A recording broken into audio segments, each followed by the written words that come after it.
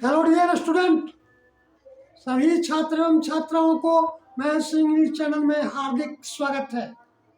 आज मैं आप लोगों को फ्लूइड टू के बारे में पढ़ाने के लिए जा रहा हूँ। बाबू रे, फ्लूइड टू का प्रयोग विभिन्न वाक्यों में विभिन्न ढंग से किया जाता है, समझे, और उसका भावार्थ विभिन्न अर्थ को लेकर के खड़ा होता है।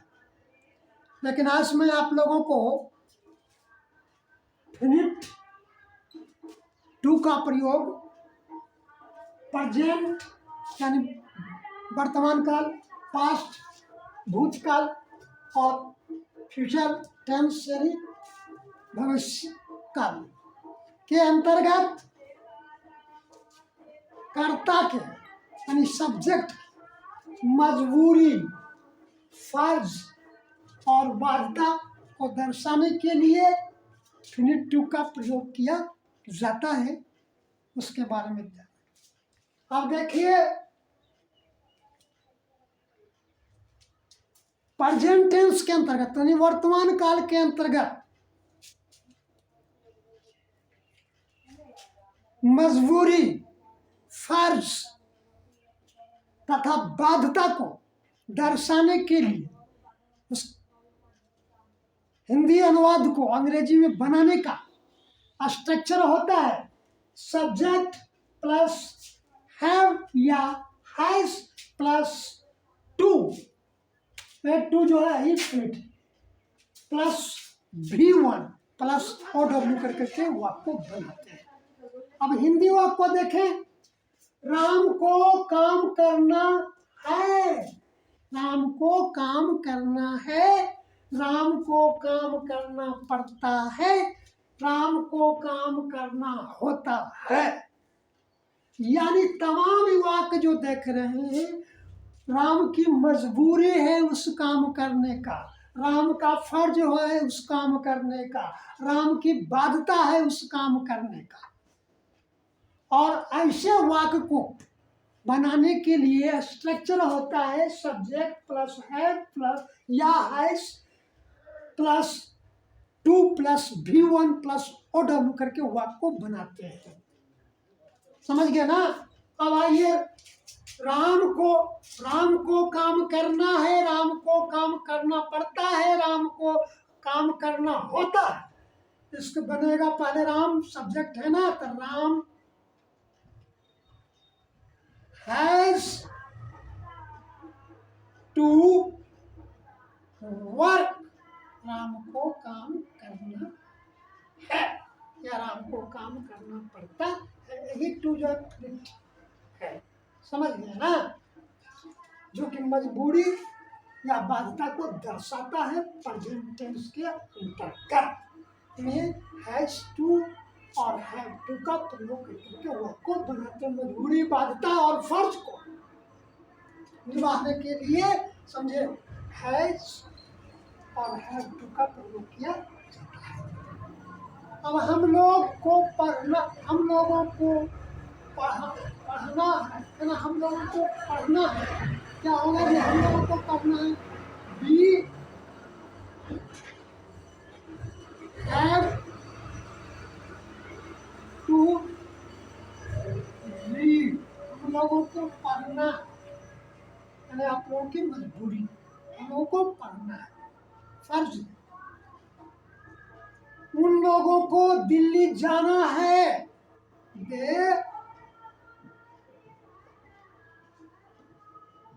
Have to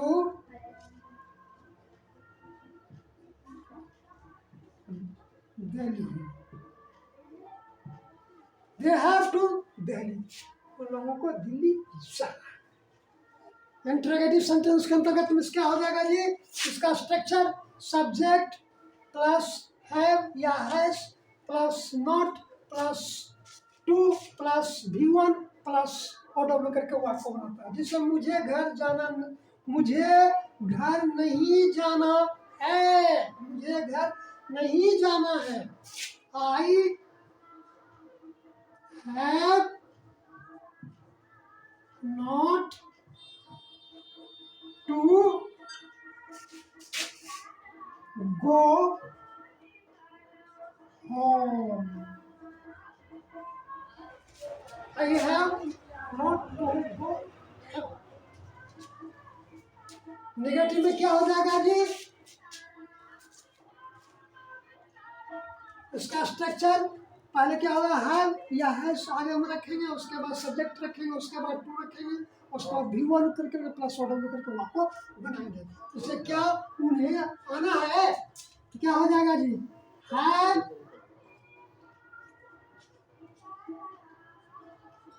they to come plus including बस। Have they to come marks करके टू आपको बनाएंगे। ये किसके अंतर्गत? ये प्रेजेंट टेंस के अंतर्गत। अब ये पास्ट टेंस के अंतर्गत कि पास्ट टेंस के अंतर्गत मजबूरी, बाध्यता या फर्ज को अदा करने के लिए subject plus had plus to plus given plus order करके आपको बनाते हैं। जैसे राम को काम करना था, राम को काम करना पड़ता था, राम को काम करना होता था। ये तमाम इसमें क्या है? मजबूरी, फर्ज और बाध्यता के जो है आशय छिपा हुआ है, समझ गए? और ऐसे वाक्य को बनाने के लिए स्ट्रक्चर होता है subject plus had plus to plus V one plus order करके वाक्य को बनाते हैं। जैसे देखिए, Ram had to work, Ram को काम करना पड़ता था, या राम को काम करना था, या राम को काम करना होता था। इंट्रोगेटिव में होगा, नोट करके बन जाएगा। इसका क्या हो जाएगा जी? Subject plus had plus not plus to plus V one plus order करके वाक्य बन जाएगा। जिससे जैसे उसे जाना नहीं था तो क्या हो जाएगा जी? ही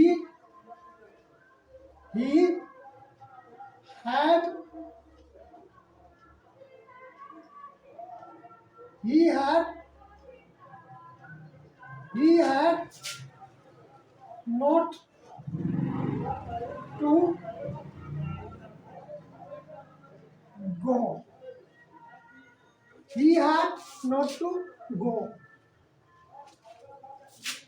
और इंटरगेशन में क्या हो जाएगा जी? इसका स्ट्रक्चर हो जाएगा क्या? क्या उसे जाना था? क्या उसे जाना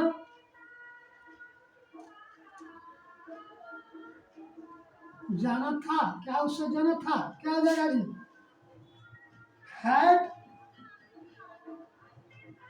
had he to go plus including was। had he to go including marks करके आपको had he to go। अब आइए फ्यूचर टेंस के अंतर्गत।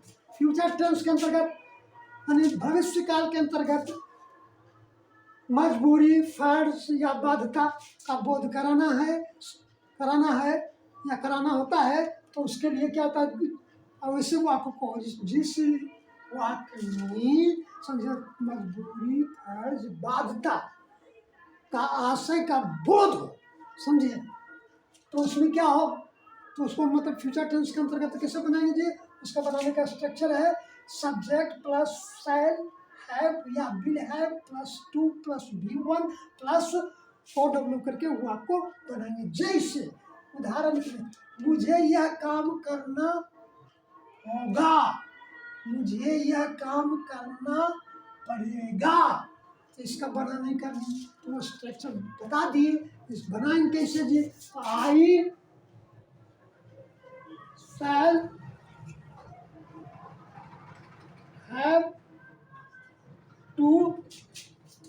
shall have to work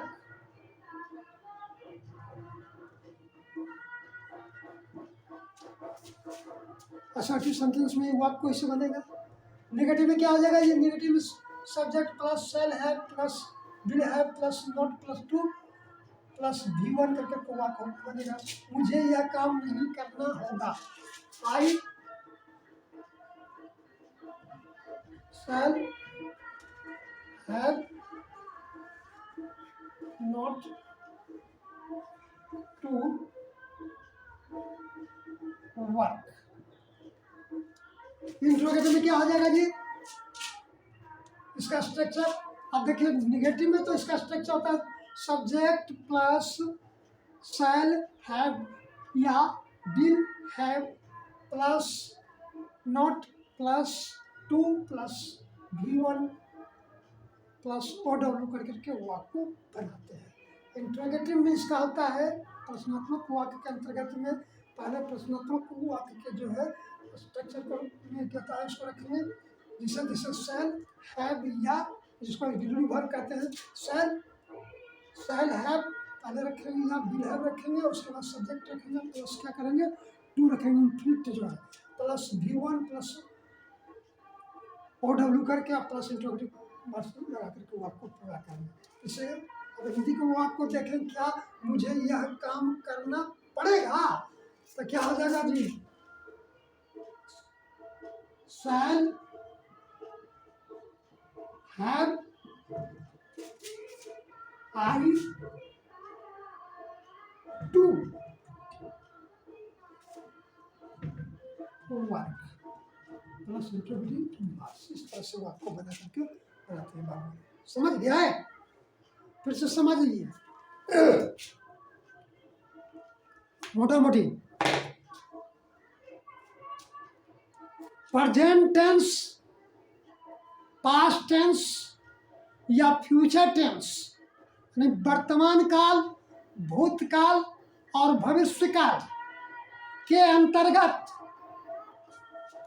अगर कर्ता को यानी सब्जेक्ट को किसी काम को करने की मजबूरी होती है या फर्ज होता है या बाध्यता होती है, तो प्रेजेंट टेंस के अंतर्गत इसके बनाने का नियम है असर्टिव सेंटेंस के अंतर्गत सब्जेक्ट प्लस हैव या has plus to plus infinite two plus V1 plus OW करके वाक्य को पूरा करते हैं। पास्ट टेंस में क्या होता है जी? Subject plus had plus to infinite जो है प्लस V1 प्लस OW करके वाक्य को पूरा करते हैं। फ्यूचर टेंस में क्या है जी? सब्जेक्ट प्लस शैल हैव या will have plus to infinite जिसको है कहते हैं प्लस V1 प्लस OW करके वाक्य को बना करके पूरा करते हैं। समझ गए? इस तरह से वाक्य पूरी बनाने का नियम है। जय हिंद।